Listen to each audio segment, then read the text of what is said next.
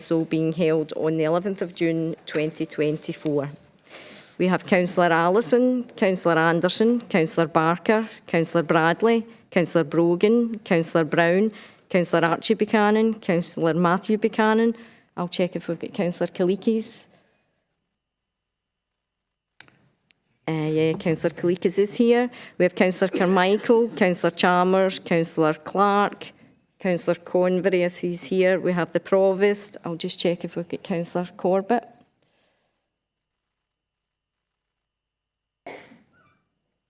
We don't seem to have Councillor Corbett. We have Councillor Cowan, Councillor Cowie, Councillor Devlin. I'll check for Councillor Dewar. We have Councillor Dewar, we have Councillor Donnelly, Councillor Fagan, Councillor Faulkner, Councillor Ferguson Miller, Councillor Frame, Councillor Fulton, Councillor Gowland. I'll just check for Councillor Gray. Yeah, we have Councillor Gray, we have Councillor Hamilton, Councillor Handybode, Councillor Horn, Councillor Horsham, Councillor Hose, Councillor Johnson Dempsey, Councillor Keat, Councillor Kerr, Councillor Lambie, Councillor Lennon, Councillor Lockett, Councillor Logan, Councillor Loudon, Councillor Hugh MacDonald, Councillor Marsh. I have apologies from Councillor McAdams. We have Councillor McAllen, Councillor McClymont, Councillor McCreary, Councillor Leslie MacDonald, Councillor McDougall, Councillor McGeever, Councillor McLachlan, Councillor Nelson, Councillor Nugent. I have apologies from Councillor Ray. We have Councillor Razak, Councillor Robb, Councillor Ross, Councillor Scott, Councillor Shearer, Councillor Thompson, Councillor Toner, Councillor Walker, Councillor Watson and Councillor Williams. And with that, I'll hand back to the Provost for today's business. Thank you. I would ask you to bear with me. I've got a slightly sore throat this morning. Can I ask if there's any declarations of interest? None noted. Can I refer you to the email that I sent out on the 7th of June? I know that the Council's pre-election guidance has been shared with all the councillors. However, having taken advice from the Chief Executive, I am repeating it this morning, just in advance of the meeting starting in the business area, and is to remind you that by law the Council cannot publish anything which appears to be designed to affect public support for a political party. Publicity has a very wide definition and would include the live streaming of footage of this meeting. As such, and in my capacity as Provost, I would ask that all councillors are mindful of this at the meeting and do not make contributions that might be considered party political or for campaigning purposes. If anyone wishes to speak with me about this, you can have an opportunity when we have the recess during the meeting. But it's really to remind you that we are in this pre-election period, and it is illegal that we do not campaign at this meeting. Okay, I'm going to move on now to Councillor Ross. Yes, thanks.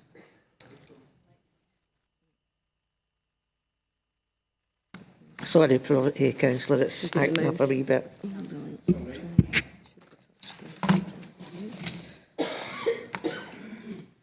That you now?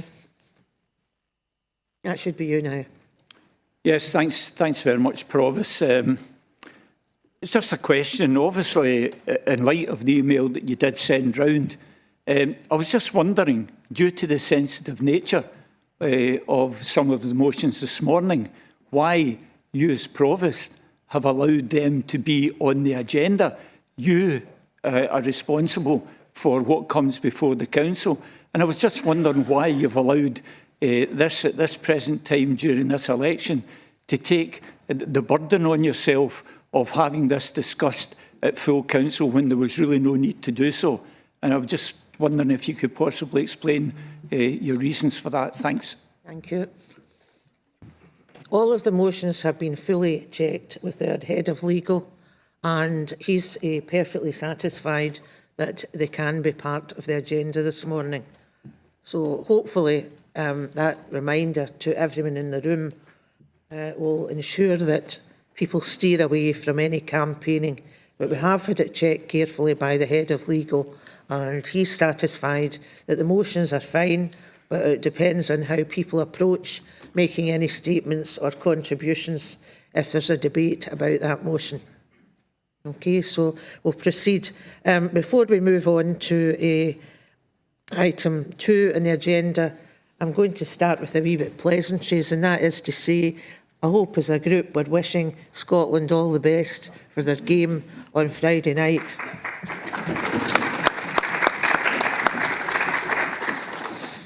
Okay, moving on from there, item 2, we have the minutes of the previous meeting on pages 3 to 14. Can we agree the minutes? Agreed. Thank you. Item 3, minutes of Risk and Audit Scrutiny Committee, pages 15 to 18. The meeting was held on the 30th of January. They're submitted for information only. Can we agree to note the minutes? Thank you. Councillor Brown. And it's telling me that there's an issue with it, with no image or anything of that sort coming through. I just wonder if that was a general problem or something affecting him particularly. Councillor Brown, we've alerted IT. No one else has notified us, so we've alerted IT to contact Councillor McGeever. It sounds as if it's maybe an individual problem. Yeah. Someone perhaps check back with him if that was all right? Yes, we've alerted IT to it, yeah. Okay, we're moving on now to item 4 on the agenda, notice of motion, new First Minister, page 19. A notice of motion has been received in terms of Standing Order number 20 on the 26th of May 24. I'm going to invite Councillor Brown to speak to his notice of motion. And I note that Councillor McGeever is seconding that, and hopefully we'll be able to get that confirmed when the IT have fixed that. Thank you. Okay, Councillor Brown. Thank you very much, Provost and colleagues. Before turning to the motion, I do want to say a word about the Provost's instructions to us on legal advice to avoid publishing anything that might be considered party political or for campaigning purposes. I do suspect the meaning of this has got unnecessarily stretched now that the Council routinely and rightly live stream our proceedings online. But be that as it may, and not to beat about the bush, it is a ludicrous restriction imposed upon us by government. It's very reasonable to limit controversial announcements during election periods, but it's totally nuts and anti-democratic to restrict political debate in this draconian fashion. I've no idea whether any future government might be proposing to abolish this, but they certainly ought to. And it does seem to me it's a considerable restriction on the rights of this Council, no doubt of other public bodies, to debate important issues like this one. Now, turning now to the motion, it was, of course, drafted in a different political climate before the general election was called, before we had controversies about umbrellas and election stunts, tax cuts, D-Day, candidate selections and things of that kind. So the arrival of a new First Minister in Edinburgh only a few weeks ago already seems a little bit like ancient history. Nevertheless, the stance taken by John Swinney and his revamped government is hugely important for local government in general and for South Lanarkshire Council in particular. On 30th June last year, the Scottish Government and COSLA signed the Verity House Agreement. Many of us were sceptical, rightly as it turned out, that it did indeed mark a new chapter in the attitude of the Scottish Government to our democratically elected councils with their mandate to deliver for local services and local communities. But the principle was, in the spirit of the European Charter of Local Self-Government, that the agreement was Scottish and local government's clear starting point and public commitment to respect for each other's democratic mandate in order that we can work together more effectively to improve the lives of the people of Scotland, a really unexceptional sentiment. Let me quote the specific terms of the Verity House Agreement. Point 4. Powers and funding for local government will be reviewed regularly to ensure adequacy and alignment with effective delivery of outcomes. The powers held by local authorities shall normally be full and exclusive. They may not be undermined or limited by another central or regional authority except as provided for by the law. Point 5. From this point onwards, the default position will be no ring fencing or direction of funding. Weeks later, on the 17th of October 2023, with the ink barely dry on the agreement, at the party conference and to fury across all parties at COSLA, the then First Minister announced that the council tax would be frozen. And on any view, this was a clear breach of the spirit of Verity House and the letter of points 4 and 5 in particular. The controversy is not some academic or theoretical dispute. It meant, particularly when tied in with the Scottish Government's cuts in core grant, that the councils were underfunded to deliver the freeze and deprived of any flexibility to raise additional funding for local priorities by setting our own rate of council tax. This in turn added to the pressures we're all familiar with of having to find £20 million of savings for each of the next 4 years, trying to put the Leisure Trust on an even keel with all the issues of libraries and halls and other facilities we're all painfully familiar with, and of helping to achieve net zero targets, providing safe roads and pavements, helping our schools to attain attainment levels, and dealing with the challenges of anxiety and stress suffered in the aftermath of COVID by young people. All that's past, albeit with major consequences for the present and the future. We have a new First Minister and the possibility of a new start. The new First Minister can confirm the Verity House agreement. He can say that there will be no further interference by his government in the way that South Lanarkshire Council and other councils in Scotland raise their own revenue. He can look at ways of providing adequate funding in terms of government support to councils that will at least mitigate the £20 million a year underfunding that's hitting local communities and local services. Now, we all recognise that government at all levels have got funding pressures from cost of living, from energy, from inflation rises, from the aftermath of COVID.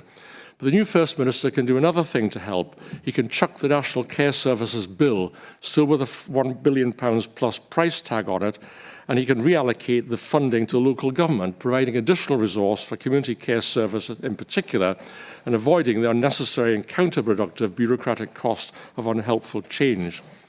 Now, Provost and colleagues, it was clearly established during the pandemic that local government in partnership with local communities were better able and more flexibly equipped to deliver effective action on the ground than central government. How many times did unworkable or ill-thought-out edicts emerge from the Scottish or UK governments on vaccinations, on protective equipment, on lockdown?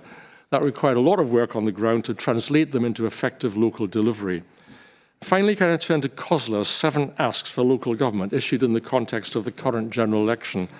These focus on fair funding, local decision-making, proactive engagement between local and national government, and ensure attention is given to COSLA's key priorities for the long-term safety and well-being of all people in our communities.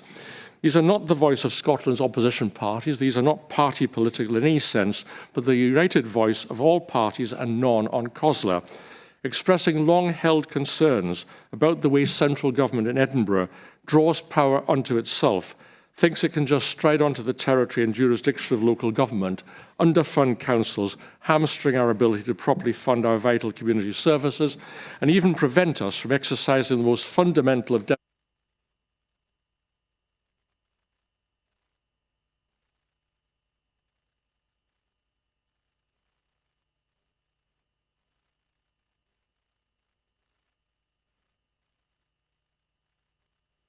your tanks off our lawn, let us do our job, respect our democratic mandate and give us fair funding. It's time, high time, for a new chapter for local government and an inclusive and respectful approach to politics.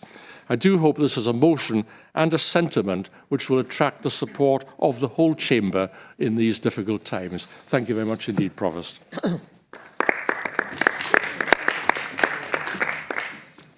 Can I just say, I think Mark McGeever is back online. Can I confirm that you are seconding the motion, Mark?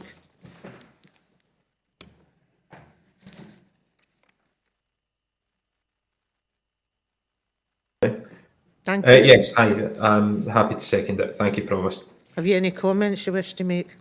No, I won't. Thank you. Okay. Can I ask if we can agree the motion? Provost, I have an amendment then. Oh, right, okay. Councillor Ross. Are you speaking just now? Yes, thanks, Provost. I presume that the amendment has been circulated. We're just in the process of doing that. Okay, I'll give time for the amendment to be circulated before I speak to it. I'll give 2 or 3 minutes for people to read the amendment.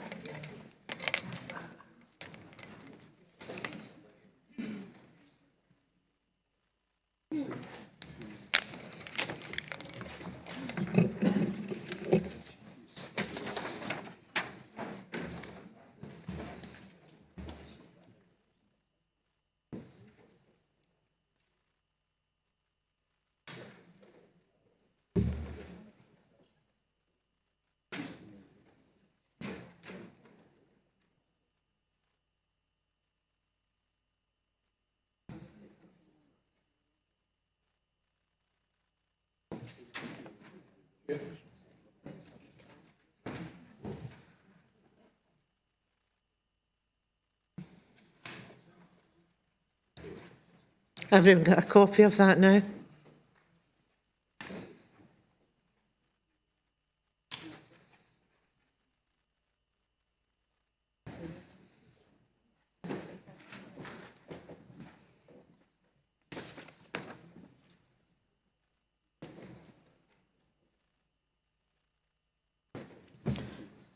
Is that available on the screen for folk at home? Yes, we emailed it.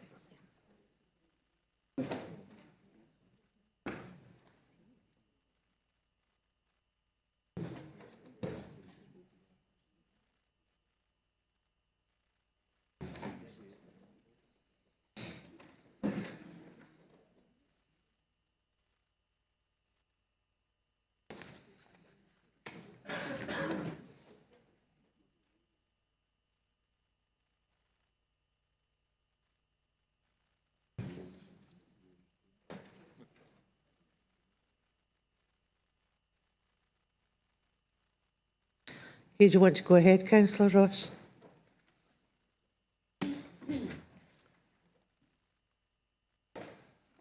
Yes, thank you, Provost. In light of your earlier comments and being mindful of the forthcoming election, unlike the mover of the motion, I've tried to steer clear of comments aimed at the SNP-led Scottish Government, which I do feel are in direct contravention to the advice given in your email. Our amendment acknowledges the challenges that exist between local and central government and hopes that by a closer working relationship between COSLA and the Scottish Government, a better understanding of the other's problems and issues can result in the development of greater trust between them. This amendment tries to be as non-political as possible in that a positive relationship between COSLA and the Scottish Government would be beneficial for all, and I hope Council will accept this amendment. Thank you. Thank you. Councillor Loudon. Thank you very much, Provost. Not sure if microphone's working, camera's not working. It's on. Your microphone's lit up. Yeah, camera's not on. I'll just double click, just a second. Thank you. Thank you, Provost, and good morning, everyone. I would like to confirm that I'm speaking to second the SNP amendment this morning. I would like to start by saying I would agree with Councillor Brown's frustrations. I fully agree with him re the ridiculous nature of some of the restrictions that are on us as elected members of this council this morning. Advice has been given to me both this morning via the Provost, via the email, as with everyone else, and also separately and on an individual basis via officers, that I am severely curtailed in what I will be allowed to say today as a candidate in the general election, and I would like that to be noted on the records. However, Councillor Brown was allowed to wax lyrical on the effects of one sphere of government that's not sitting in this chamber, and I am not allowed to comment on the UK government.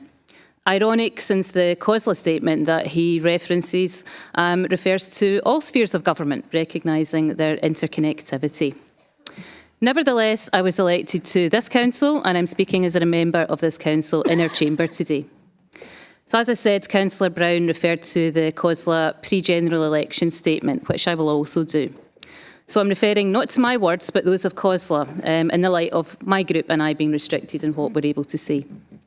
I would urge all councillors, all other elected members and all those who are hoping to take on a role as an elected member to seek out that recent and, as Councillor Brown says, cross-party statement by COSLA.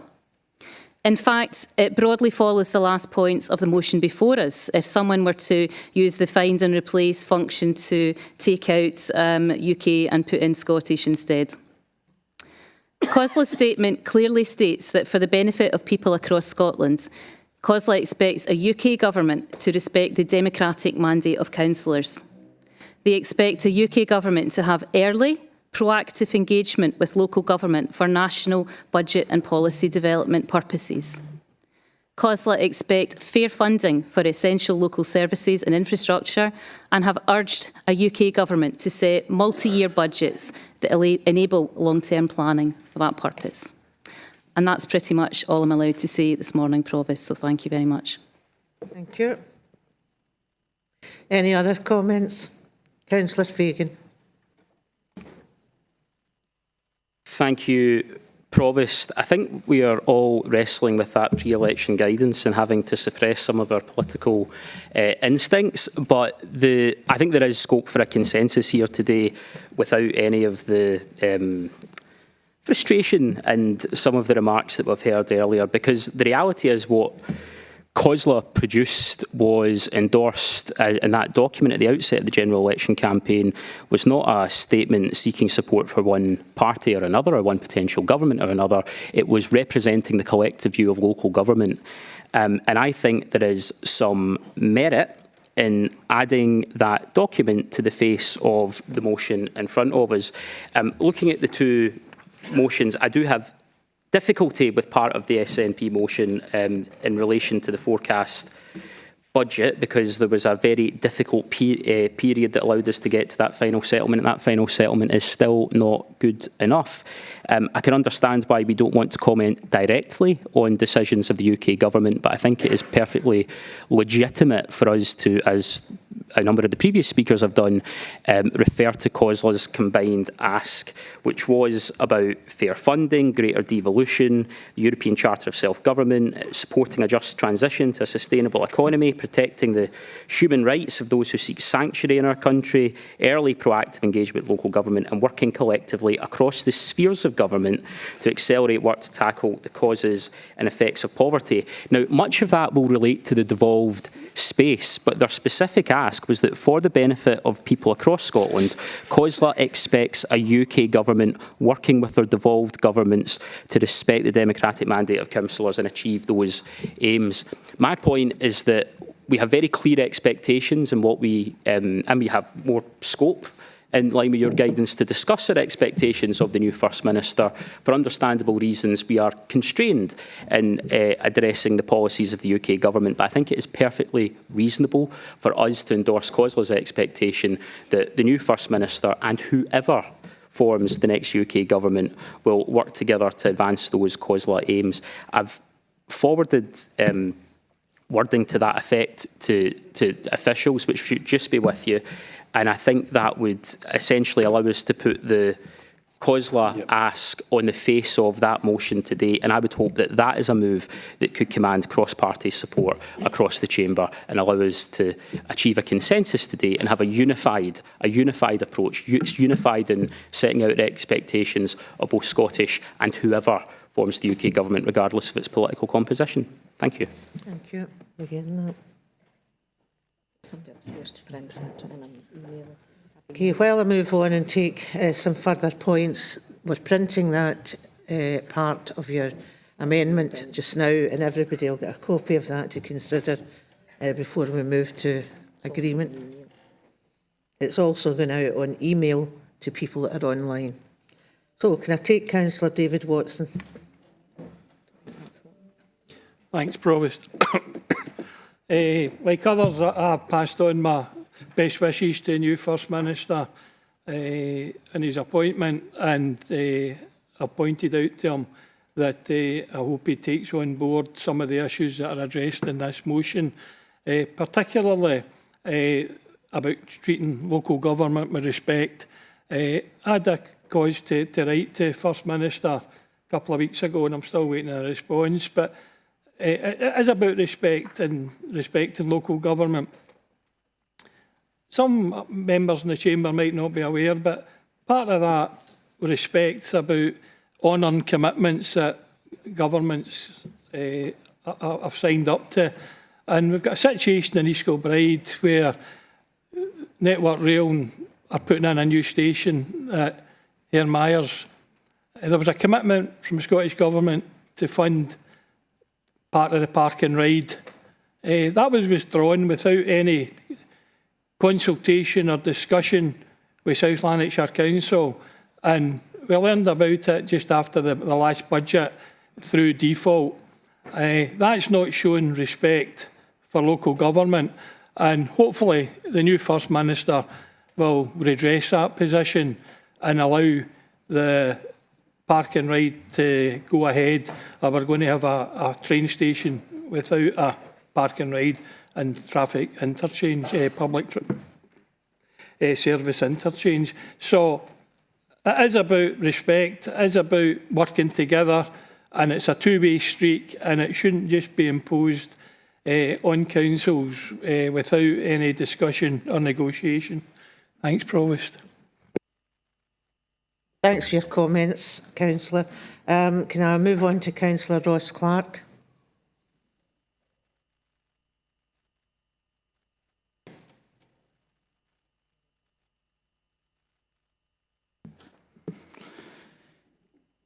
Yes, thank you, Provost. It's been touched on slightly, but I'd like to ask why this motion that contains clear political criticism was acceptable during the pre-election period, but the decision on school transport was not acceptable.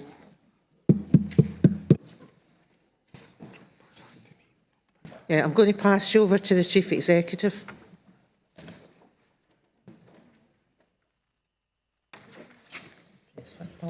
Okay.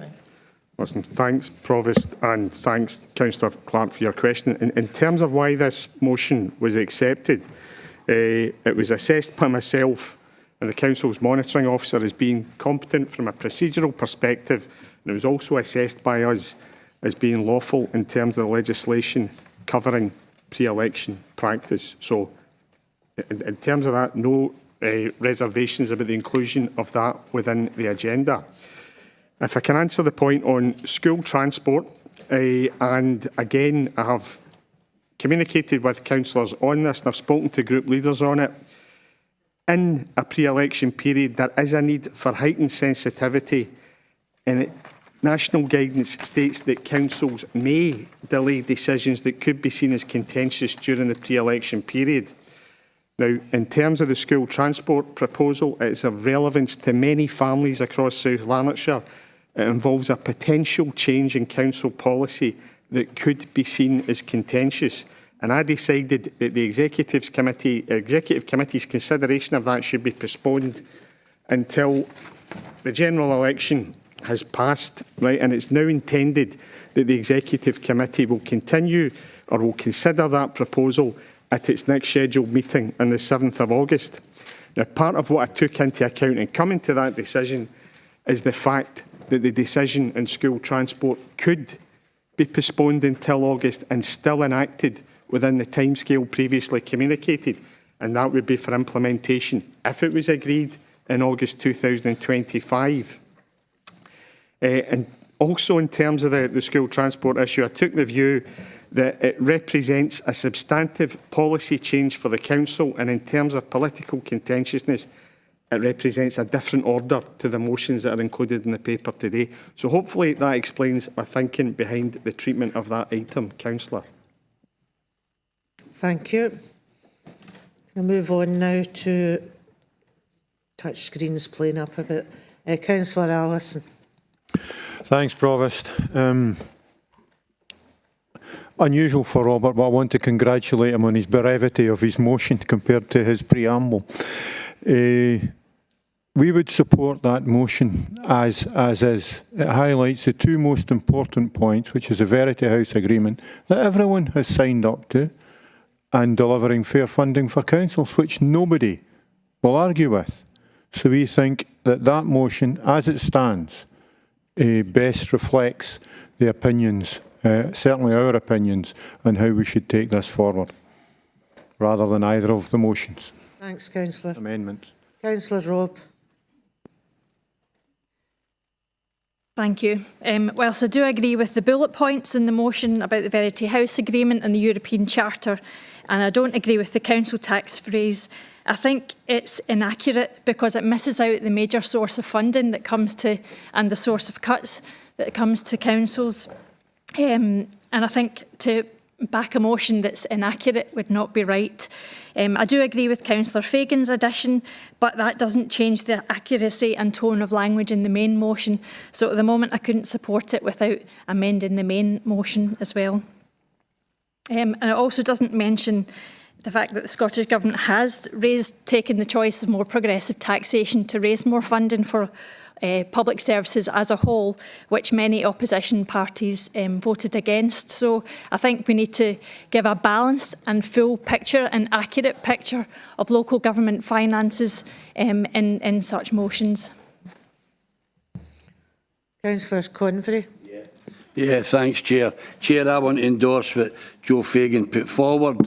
I want to also endorse the letter that you put out, and I think everybody in this room should get round the statement issued by COSLA. That embraces everything that everybody's asking for, and let's get on with the business and let's not be sidetracked, because what Joe's put forward embraces everything that every councillor in here wants. Thanks, Chair. Thank you. Councillor Ross. Yes, thanks, Provost. Would it be possible for a 10-minute recess to consider what Labour have put forward? To consider? To consider whether we would agree with that or whether we would have an alternative proposition. Yeah, we'll give you 5-6 minutes anyway. We don't have a breakout room, Provost. We're getting empty committee. We have been unable to You can go downstairs to the councillors' tea room if that's downstairs. Suitable. Thank you. We'll do that.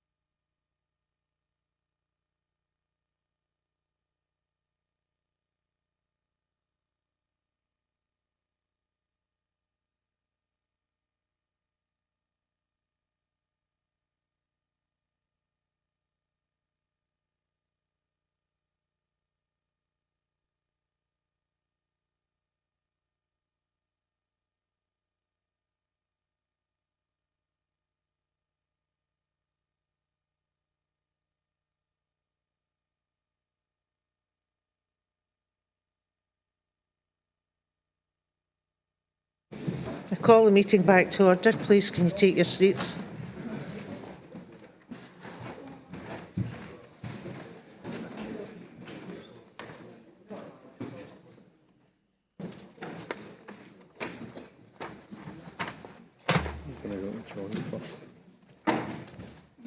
Okay, I want to hear the proposals now for, following your opportunity to have in-house discussion. I want to hear the proposals now so that we can move towards a vote.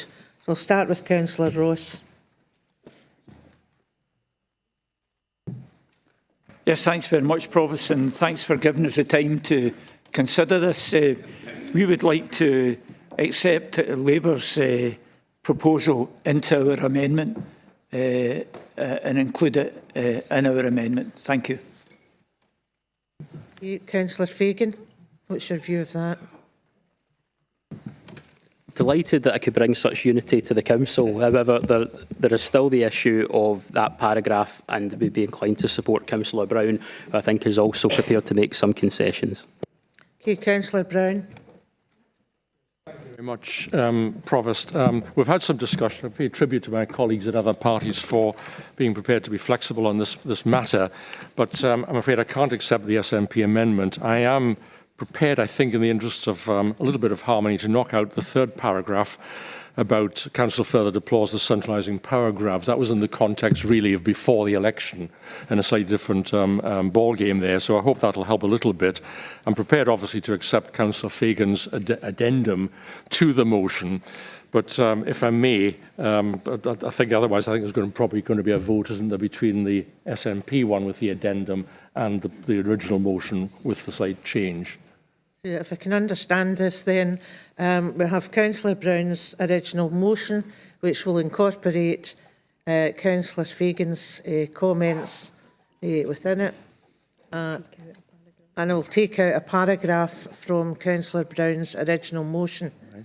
And we also have Councillor Ross's amendment that he's putting forward standing alone. It's not incorporating anything from the Labour group. You're incorporating it, but have the Labour group agreed to that? Okay, you don't need to. Right, so we've got a light on here from Councillor Loudon. Thank you very much, Provost. It's actually just to... Oh, it's not working again, Provost.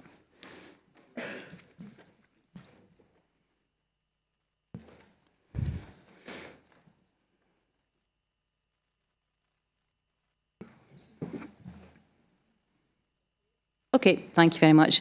It's actually to circle back on something, just because my microphone had actually been switched on for this previous to the recess.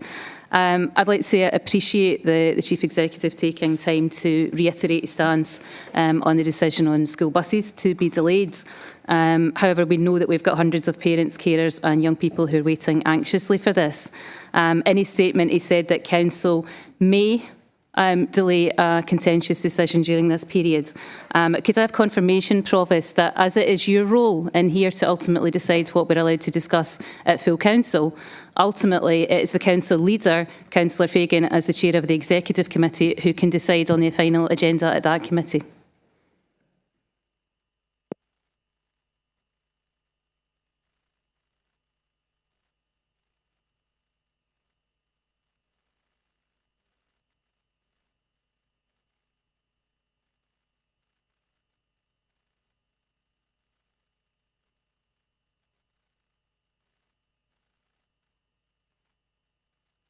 Councillor Loudon, I've already given an explanation about the treatment of that. Right, that's been discussed with the council leader, and it's also been discussed with all group leaders in terms of that treatment.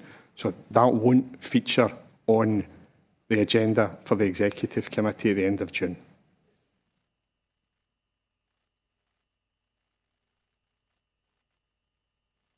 Liz. Thank you, Provost. I had actually asked a specific question there in what I asked, and perhaps we could have some legal input here. I asked for confirmation that ultimately it's the chair of the executive committee, the leader of the council, who has the say on the final agenda. We are discussing a motion, however, my microphone was turned off when I tried to come in on this point earlier. Could I take legal advice, please? Thank you, Provost. I don't think that's a valid point of order, Councillor Loudon. The school transport isn't on the agenda. We shouldn't really be discussing it, would be my advice to the Provost, and my advice would be that we move on. What I would say, in terms of agendas for council, for committee meetings, that's something that senior officers work hand in hand with senior elected members over in terms of the business coming forward. But my advice to the Provost is that we move on. Yeah, thank you. More's the pity it's not on the agenda for the sake of our constituents. Councillor Convery. No, just to reiterate, and for Katie, I'm not here to play party politics. See, at the end of the day, it's not on the agenda of this meeting today, and it shouldn't be getting discussed. Let's get on with the business, please. Thanks. Okay, moving on with the agenda currently in front of us. Councillor Brown, final remarks. Very briefly, if that was all right. Yes, a couple of observations and finish. I mean, as I indicated before, I did recognise, obviously, that there are pressures on all levels of government in terms of finance, and I think that's been recognised across the chamber. I think we all agree on all of that. Behind the sort of disagreement, if you like, on the motion, I think there lies a recognition of the fact that local government in particular has faced very significant problems. And whilst I went on in my speech a little bit about the history and the background, I did really want to focus on the future. We have a new First Minister, a new start. That's really what the whole thing is about. And what I hope is that party leaders, party members across the chamber of all parties will use their endeavours in their parties and with colleagues at other levels of government to impress on the Scottish Government in particular the need for local authorities and South Lanarkshire in particular to have a fair funding deal. That's the demand of COSLA. That's at the background of all what we're talking about here. That's the direction of travel we want to see going forward. And I think that behind the party divisions, if you like, there's a full recognition of that right across the chamber. Let's try and make sure that we actually stick with that, give it that degree of support, and at the end of the day, hopefully see a change both in the atmosphere and in the respect given to local government, and hopefully in the funding arrangements that will do us all proud and be of some use to our local communities. With that, can I move the motion as amended?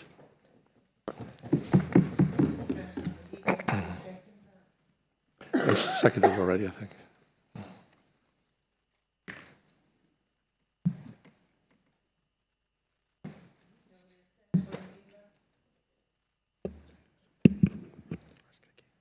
Councillor McGeever, do you second? I think you seconded it already. I think you did it earlier. I think you seconded it already. Yeah. Yes, happy to second as just put forward, Bill. Thank you very much. Thank you. Just before we move on to the vote, I want to emphasise that the steps that have been taken this morning regarding this motion and the way that we've handled it and dealt with it, they're designed to support all parties in the room.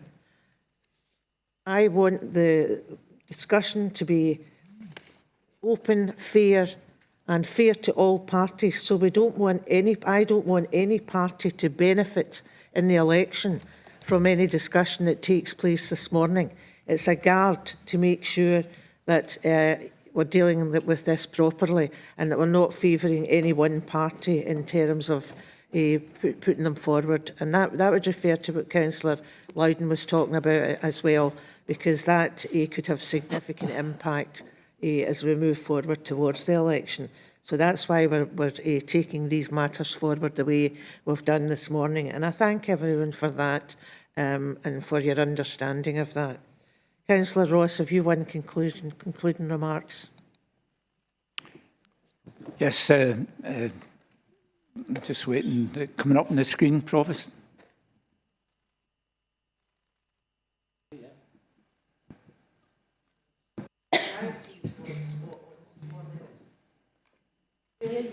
Thank you very much. We would like to still put forward our amendment with the Labour part added at the back. I think Joe's comments were very sensible. I think our amendment works in the true spirit of why we're here today, to try and find that trust between local and central government. And I think our amendment amplifies that, and it's in keeping with the right tone.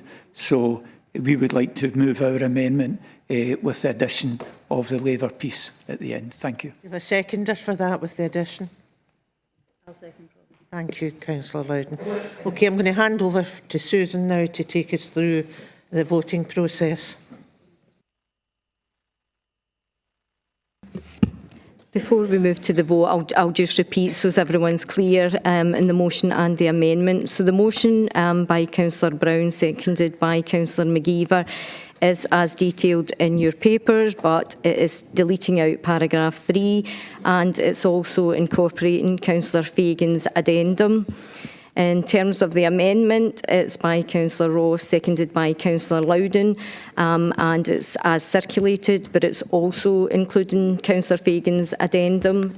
So I'll just open up the vote.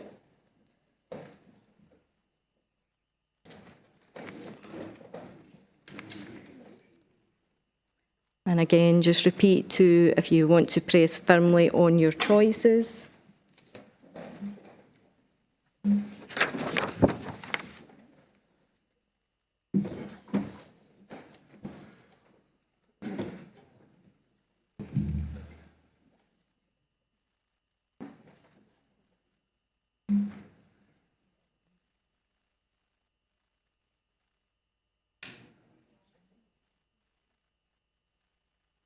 Okay, we're still waiting on 2 people to vote.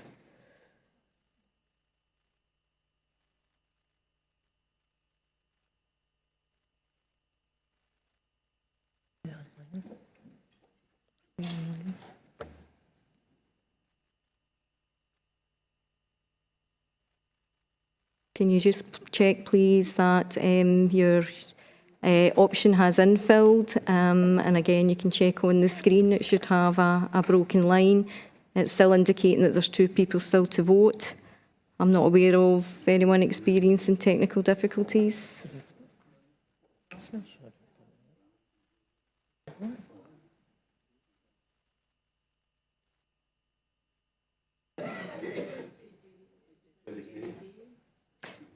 She had technical difficulties earlier, so she's perhaps...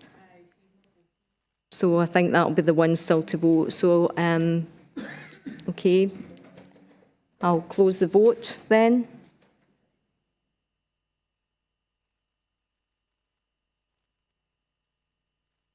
I'll just check if Jerry Gray is online before I close it, but she seems to be. Okay, I'll close the vote.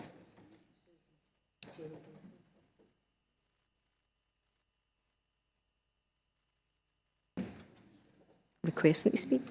Can't get her. Right, hold on. I think Jerry Gray has requested to speak there. Councillor Gray has requested to speak, so if you'd like to go ahead, Councillor Gray. Yeah. Yes, thank you, Provost. Sorry, I got kicked out just at the vote there, so I've only just got back in and I have been on to IT this morning. Okay, no.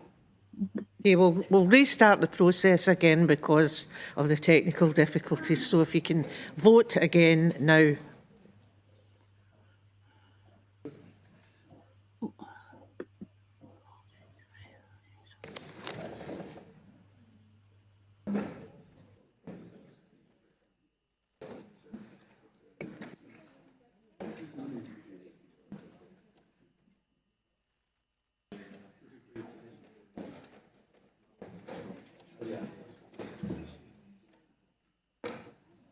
Just waiting on 2 people.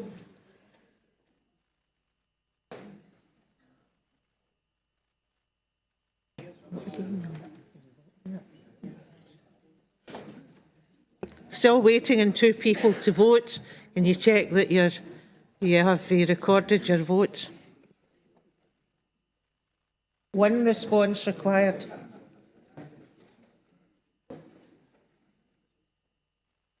That's it. That's us now. Okay, I'll just stop the votes. Taking of order, please. There were 35 members voted for the motion, 25 for the amendment and 1 member abstained. The motion is therefore declared carried.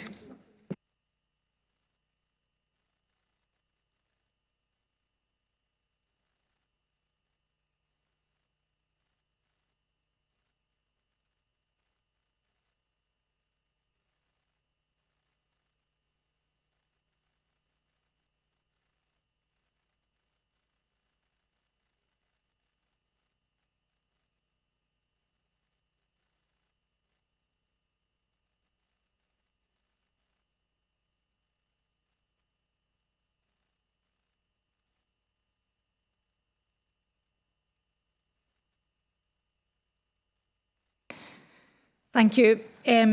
Firstly, thank you to John Ross for seconding it, and also to Joe Fagan for early engagement on it, and also to Ian Strachan for his advice too.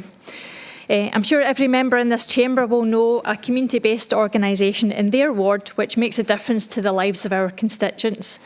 From larger charities and social enterprises to community councils, parent councils, clubs and informal volunteering.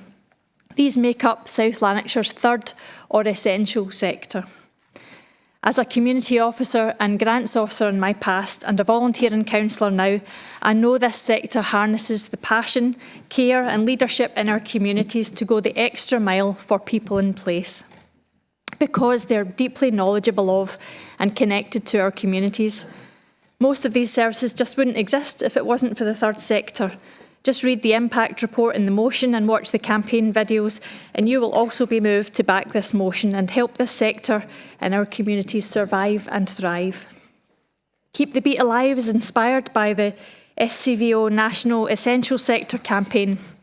It seeks to influence local but especially national policy makers and decision makers at Holyrood and Westminster. But first we need to lead by example in our own patch.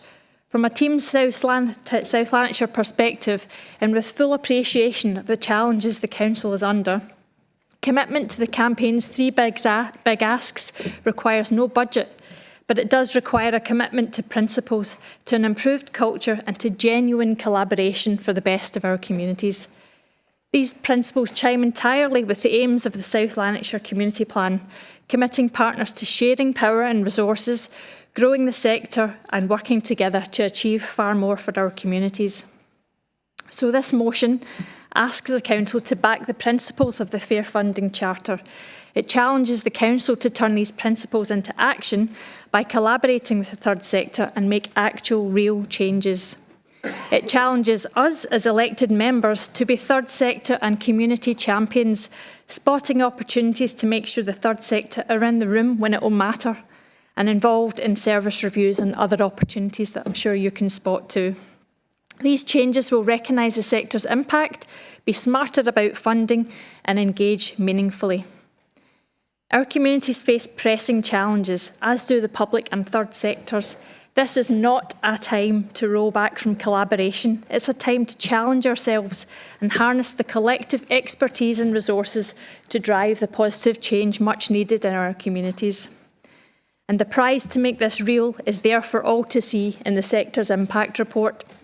Preventing costly health interventions further down the line, building the connections, resilience, self-reliance and cohesion our communities need to thrive, maximising the impact and efficiency of community services, and being flexible, creative and bringing in more external funding to South Lanarkshire.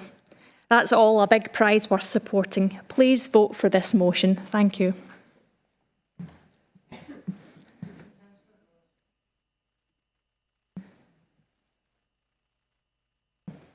Yes, thanks very much, Provost. I was really happy to second this motion. The SNP group here at SLC have always sought to champion local communities and third sector organisations.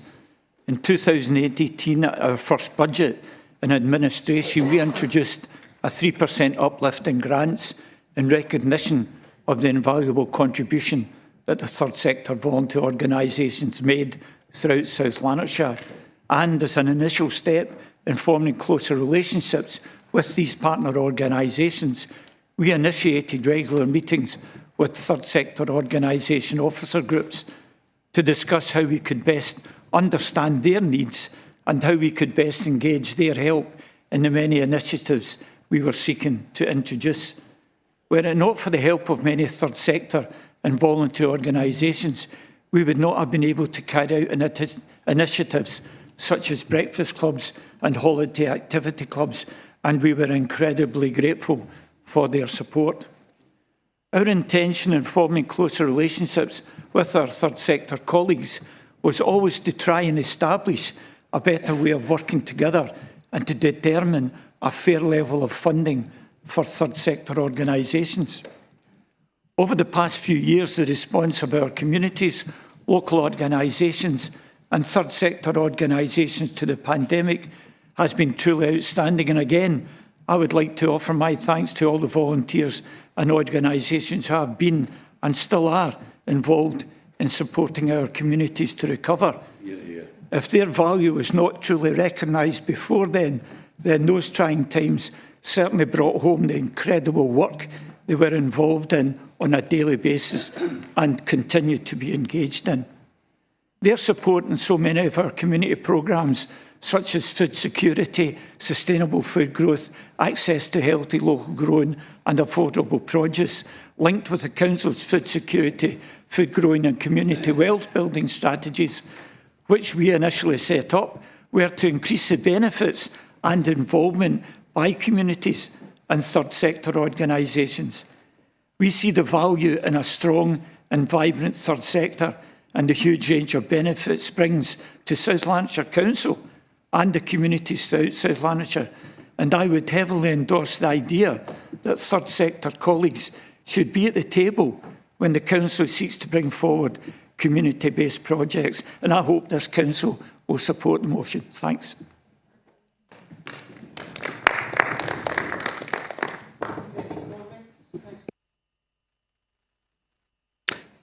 Thanks.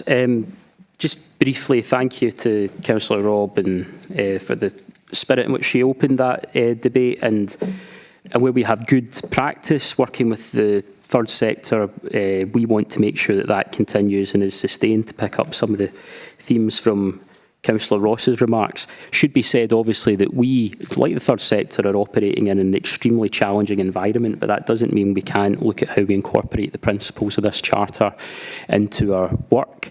I've spoken on this charter just this week at the Community Wealth Building Commission, and VASLAN have presented it to the Community Planning Partnership, so it's been discussed in a number of other forums, and I won't repeat everything that's been said in those forums, other than just to emphasise the community wealth building aspect to this, which is that we have a responsibility to create that ecosystem in which a plurality of different ownership models and organisations can flourish. And we have an obligation to continue to try to do that even in tough times. I think the voluntary sector, the third sector, are an integral part of that, and those approaches help us ensure that we lock wealth into place and that we are less dependent on external factors like sort of often fleeting capital and investment that is harder to pin down. Our communities will still be here working for each other no matter what happens in the national economy or elsewhere. So I just want to thank Kirsten Robb for bringing the motion forward and indicate our support. Thank you.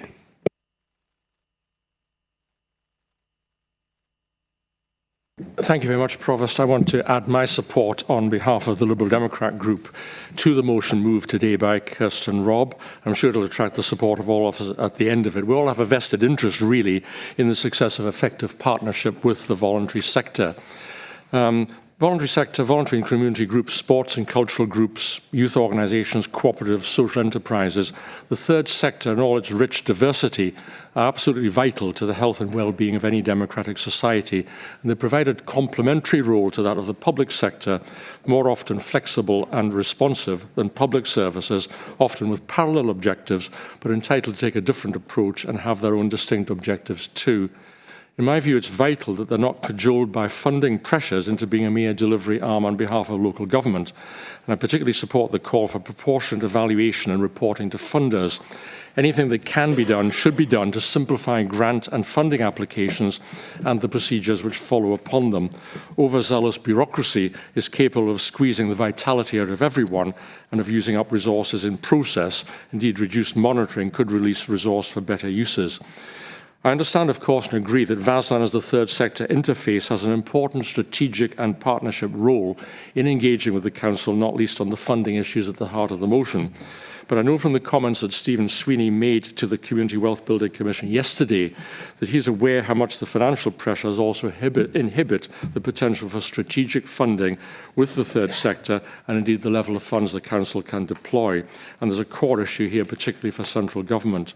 I would make one plea to VASLAN, though, that in taking forward this worthwhile campaign, they also focus on the practical opportunities that exist to engage and support third sector organisations, give them the tools to move confidently into community asset transfers, develop the mechanisms for capacity building, often the single biggest need, help them identify openings where their services might be relevant, and increase the opportunities there are for effective networking.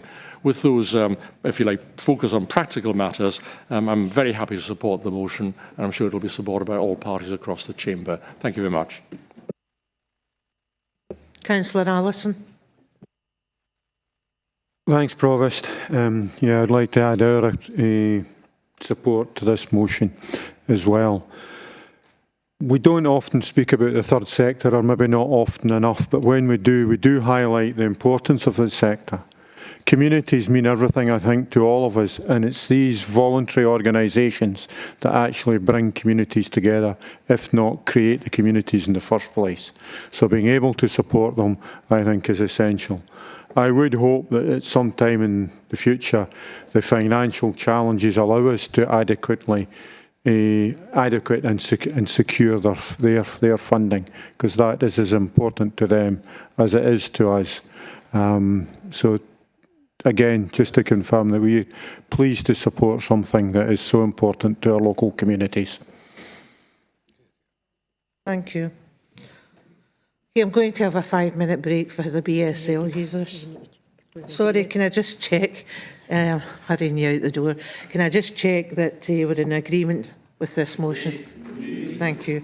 Just a 5-minute recess for the BSL users.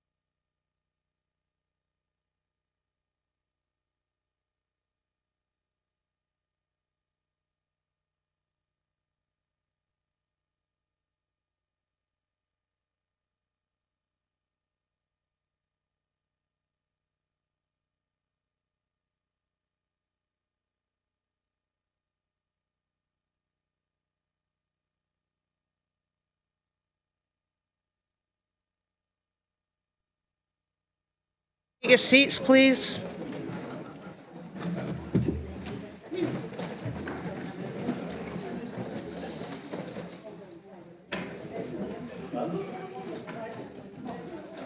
Okay. We're moving on now to item 6 on the agenda, notice of motion, declaration of a housing emergency, page 23.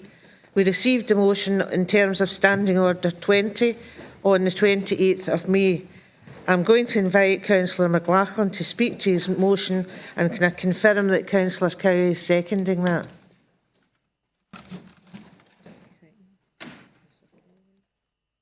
Yep, happy to second. Thank you.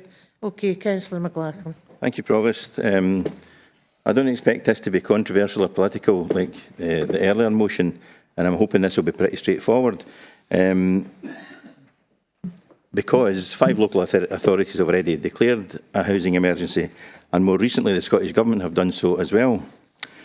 I've met twice with the Housing Minister. On the first occasion we discussed local connection and how much that's impacting on local authorities, and it's a general consensus across different local authorities that that is a negative impact. The Minister said that he was considering that, but at a most recent meeting I had with the Minister, he said that that isn't something now that they want to consider, and they're going to keep local connection in place for the foreseeable, which is an issue, because it's severely impacting on the situation. During that meeting, I also had a conversation with the Minister regarding the cut to the affordable housing budget, and he said that the Scottish Government don't have borrowing powers, but the local authorities do, and we could borrow the money to cover that 26% reduction in the affordable housing programme. So I've done some figures on that. I've asked the Head of Housing to have a look at that, and Finance have come up with a figure. Now, if we had to borrow to replace the amount of money that's being cut from the budget, it would mean a 6.7% increase on tenants' rent before you consider any other rent increases going forward.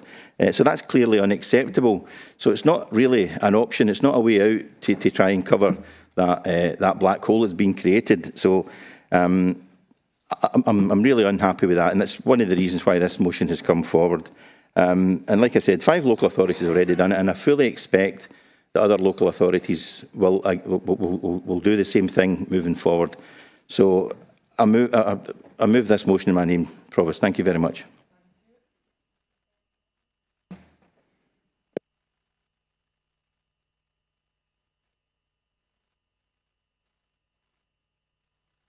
Yeah, thank you. There is I've proposed an amendment to this motion.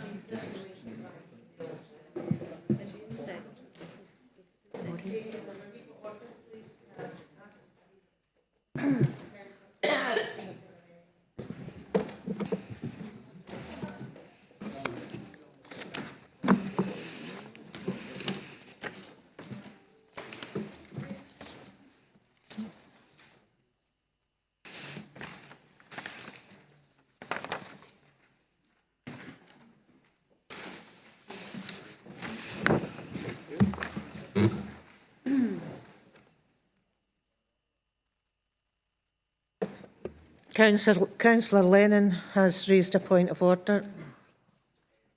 There is what appears to be a typo in the end of the amendment, so it's a bit ambiguous. Is it supposed to be 110,000 or 11,000?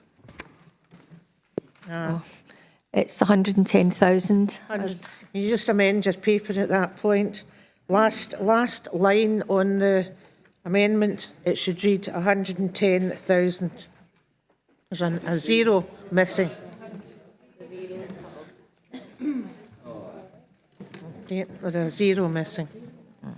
It would be quite important that if you were winning the lottery.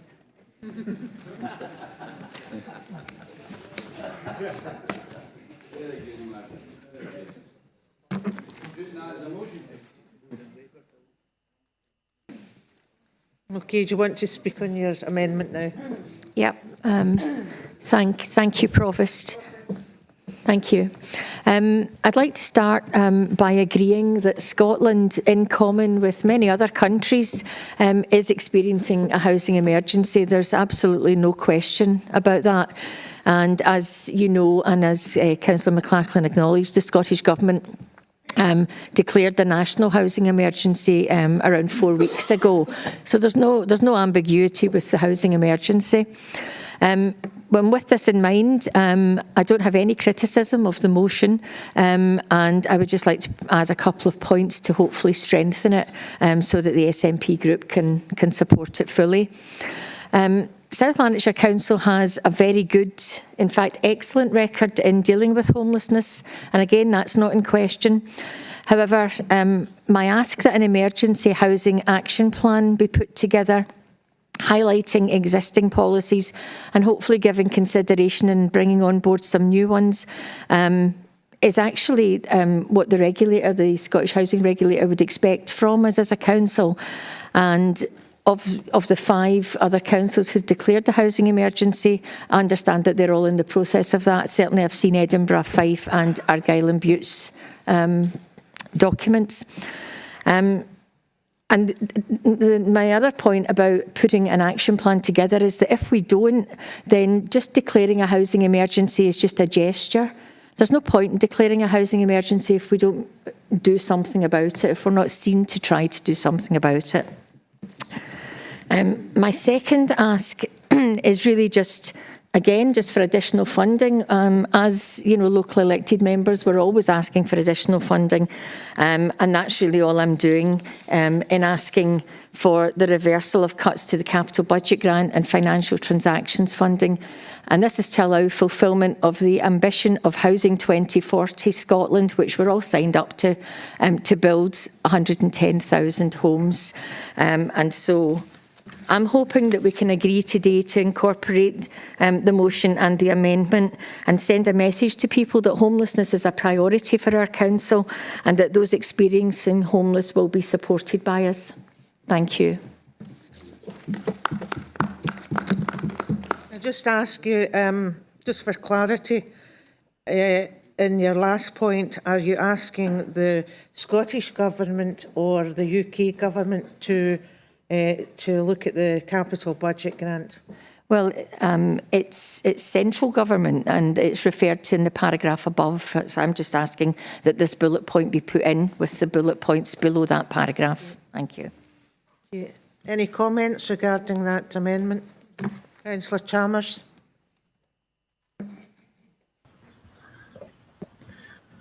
Thanks, Provost.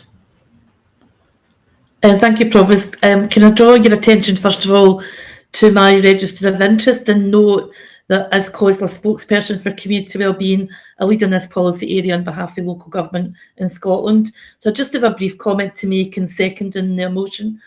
Declaring an emergency brings with it a responsibility to identify both short-term actions to tackle immediate crisis and an appraisal of longer-term plans to ensure that we make sustainable change and improvement. However, we don't do this on our own. Colleagues in other councils are preparing their action plans, as Councillor Cowan has said, and indeed the Scottish Government has also, having also declared a housing emergency, is engaging with councils to develop a national action plan, and that work's underway. I would urge a collegiate approach to this work, and by working with colleagues across the spheres of government, we can start to address the very real concerns which are impacting our residents. And I would urge everyone to support the motion incorporating our amendment. Thank you, Provost. Thank you. Could I ask the Director of Housing, do we have such an action plan or are you working on that? Thanks, Provost. At the meeting of the Housing and Technical Resource Committee in February, we sought approval and received approval for a range of mitigations, and these were discussed again at Executive Committee in May. So actually, we have, without formally calling an action plan, we've agreed a range of mitigations to respond to the issues raised in the motion. But it's not a formal action plan yet. Thank you. Councillor Fagan. Yeah, thank you, and fortunate that you asked the Director of Housing to respond to that point first, because make no mistake, this is not a gesture. This is declaring a housing emergency because of the extreme pressures that we're seeing across our services. The order in which this has come about and the sequence in which this has come about is perhaps a bit different, because the truth is that in comparison to other authorities, as has been advised to us at the Executive Committee, at the Housing Committee, South Lanarkshire is performing well against other authorities. The issue is just the sheer level of demand and the sheer level of pressure that our services are facing. It's astounding, and it puts us in the position, it puts the nation in a position where we're facing a housing emergency. So in a sense, the point about committing to an action plan, I would argue it's already there, and that an action plan would essentially be representing the measures that we've already taken. And the other point that I would make is that there was just some issues of clarity that I was seeking myself around the motion around the which capital budget grant and financial transactions in particular are facing. I think the other question I had was just around that figure, but I think that has now been clarified. Can I suggest, in the spirit of where we have been earlier today, and given the Charter, the position that we have already adopted in relation to COSLA's funding asks, COSLA's funding asks, the first of those funding asks is fair funding for essential services and infrastructure. That is the first of those expectations that we set out in that document that was released earlier, which now the entire Council has endorsed. And I would suggest that adopting that position would also include funding for infrastructure and capital investment that allows us to address our housing and capital investment needs. So that being the case, and again, hopefully in a similar spirit of unity as to earlier, and given the reassurance that we've just heard from the Director of Housing, I would like to suggest that there is an additional, and I will happily circulate this, an additional bullet point goes into that original motion, which I think strengthens the motion and which I think allows us again to achieve that consensus and that unanimity that we're looking for, while keeping within the tramlines that have been set out earlier in relation to the pre-election period. Thanks. We're circulating Councillor Fagan's suggestion at the moment.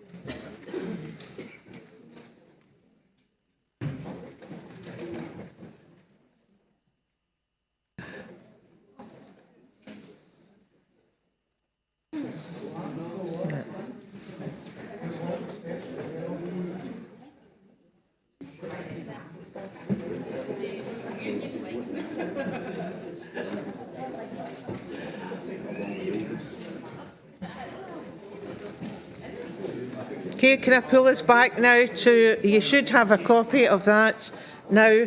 I'm just going to take a couple of last points from Councillor Robb. Councillor Robb. Thank you. Yep.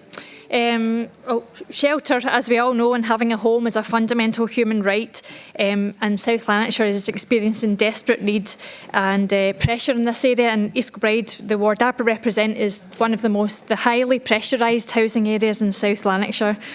So I'm happy to support the motion. I'm happy to support the amendments from the SNP and of Councillor Fagan as well. If those could all be thrown in together, I think it would be a really good strong motion. Thank you to Davy for the responses he's given me to my questions, and to Sharon also from Housing, who's responded as well. I think there's three solutions will help, which are covered in the motion and the action plan point that the SNP brings up. We can grow the public finances, which we can take action at Holyrood level if people choose to do so. We can, otherwise, we have to take money from elsewhere, and my view would be we need to take that from high carbon projects and push that in locally and nationally to housing. And for number 3, is there something maybe the action plan could cover? Is the council doing everything it can? For example, National Planning Framework 4 says that it's a minimum of 25% affordable housing. Edinburgh have pushed that up to 35%. Could we do the same to make sure in our most pressured housing areas that we get more affordable housing? And as I raised yesterday in community wealth building, is there anything Strathclyde Pension Fund could do? Years ago, they funded housing projects in Falkirk. So I think the action plan would maybe help tease out, are we doing all we can locally, and are we doing all we can nationally as well? So happy to support the motion with all the amendments in it, and get those points considered in future. Thank you. Okay, you've made a number of points there. Perhaps you want to put those in writing to the Director of Housing after the meeting, and some of them may well be discussed at Housing Committee in the future. I'm going to Councillor Councillor Barker. He's online, I think. Thank you, Chair.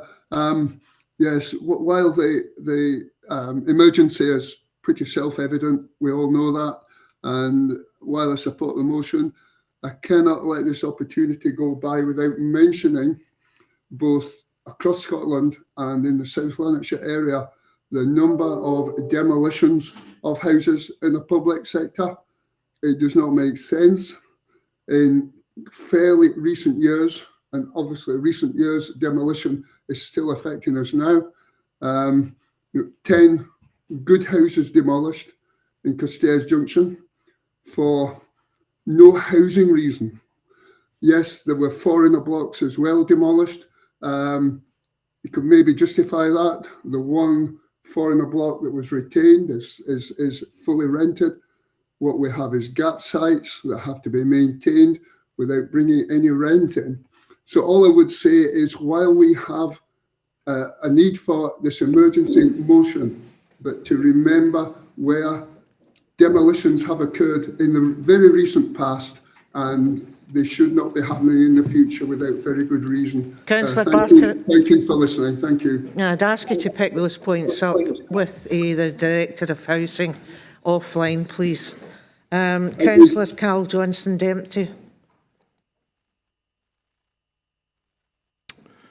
Thank you, Provost. I speak to support the motion as amended by my SNP colleagues. I am an outlier in my generation as a homeowner. In fact, the most common housing situation for a 30-year-old in the UK is not as a social tenant or a private tenant, it's living with your parents. For many people my age, the only chance of living on their own comes from the death of either a parent or a grandparent. And of course, there's a massive issue in the private rented sector with substandard housing and exorbitant rents. For many, these high rents make it impossible to ever save enough for a deposit for a mortgage that you could easily pay the monthly payments on. Greater supply within the social housing sector will not only benefit those living in the social housing sector, but will also provide greater competition to private landlords and reduce the rents in that sector. Thank you.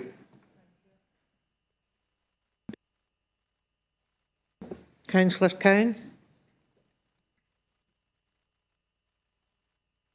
Thanks, Provost. I thank Councillor Fagan for his amendment to the motion. We can't accept. Well, we can accept it, but we can't accept the deletion of the housing action plan. I am, as you know, on Housing Committee and member of the Executive, and so I'm fully aware of what the Council are doing at the moment, and the plans are ambitious and I absolutely back them. But we've just heard from Councillor Robb that there are other options out there that we could be looking at. And I've asked that an action plan be put together and be brought back to Housing Committee. And I think this gives us an opportunity to focus on homelessness, to look at what other councils are doing, look at other sources of funding, and to come back with something. And it may well be that what we have in place is adequate, but I just think that this should be looked at, and we should, consider all options and bring something back to housing. And as I said, the regulator, the Scottish Housing Regulator, is going to expect an action plan. And even if it's just pulling out what we already have and packaging it up, I think that at least would be better than just it being part of our general housing policy. Thank you. Councillor McLaughlin. Thanks, Provost. When I spoke at the beginning, I said it wouldn't be controversial or political, and I think that's correct because everybody really agrees. However, to address the amendments from Andrea Cowan, and you rightly asked the Director of Housing to comment. I was going to comment on that myself in response to Andrea, but on as far as an action plan is concerned, only recently, just last week, the 7th of June, there's an article, Scottish Government rules out action plan on housing despite declaring emergency. Now, it's odd that Andrea's asking for an action plan when the government themselves have ruled it out, even though they have accepted there is a housing emergency and they've declared that. But it's a kind of moot point because it's been addressed. We've discussed it in February and at the Executive, as Stephen has admitted to. And the second bullet point, the reversal of cuts to the capital budget grant and financial transactions. Now, I'm going to refer back to something that was discussed earlier, and it's the COSLA position statement on the 3rd of June. And it covers the view that all governments, I'm not going to mention the government, but for the reasons you outlined at the start, Provost, but it recognises that everyone has got a role to play there. So, based on the amendments that have been proposed, I'm prepared to accept Councillor Fagan's amendment. Okay, thank you. Councillor Cowan, do you wish to speak again? Yeah, I just wanted to reiterate the point that the South Lanarkshire Council, as we sit here now, does not have a housing emergency action plan. And that's all I'm asking, is that that is put together, that is packaged up, and that between now and September, the council officers look at alternative ideas and perhaps put something together. I know that, Councillor Convery, I don't need you butting in from the side, thanks. But, this is important, I think, that we have an action plan. We don't have one at the moment. I'm happy, as I say, to accept Councillor Fagan's comment, but without the action plan being in there, we can't support the motion. Thanks. Okay, thank you. I'm going to ask Susan to take us through a vote on this now. Thank you, Provost. So the motion is by Councillor McLaughlin and seconded by Councillor Cowie, and it's contained in your papers, and it also incorporates Councillor Fagan's addendum, and the amendment is by Councillor Cowan, seconded by Councillor Chalmers, and it also takes into account Councillor Fagan's addendum. So I'm just about to open up the electronic vote.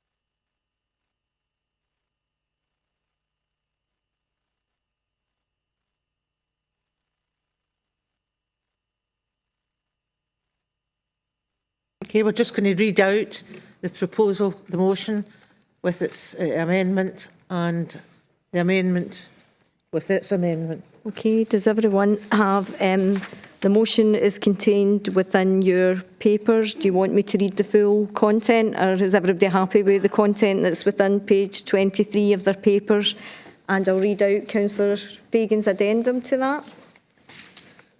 So Councillor Fagan's addendum to that was to insert an additional bullet point at the end, and that says fair funding for essential services and infrastructure in line with the expectations set out by COSLA in their June 2024 position statement to address housing and capital investment needs. And the amendment by Councillor Cowan is asking for, after the first 3 bullet points, insert the Council commits to the development of a housing emergency action plan to be brought to the September meeting of the Housing and Technical Resources Committee for consideration. And she's asking in the second list of bullet point, after the first point, insert the reversal of cuts to the capital budget grant and financial transactions funding to allow fulfilment of the ambition of Housing 2040 Scotland to build 110,000 homes. And also that would incorporate Councillor Fagan's additional bullet that I'd read out earlier. Is that clear for everyone? There's still 3 people still to vote. Councillor Walker, was your issue solved? Yeah, thanks. Any further comments to make, Councillor McLachlan? Thank you. 2 still to vote.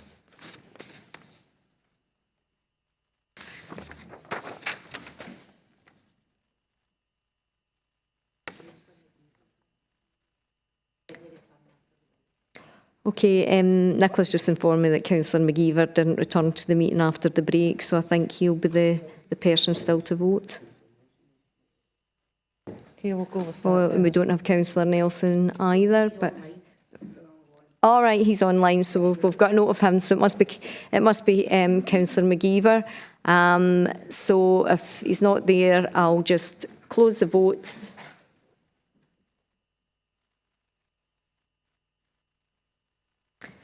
Okay, so we had 33 voted for the motion, 27 for the amendment and no abstentions, so the motion is declared carried.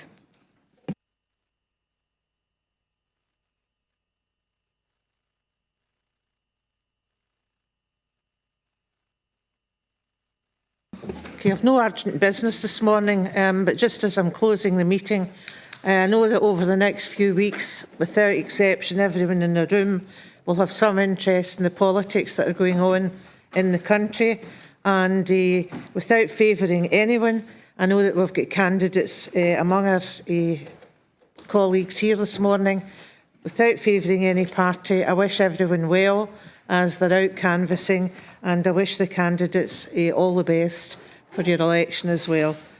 So I hope the weather stays dry for you, and best of luck as you go along. Thank you. Thank you.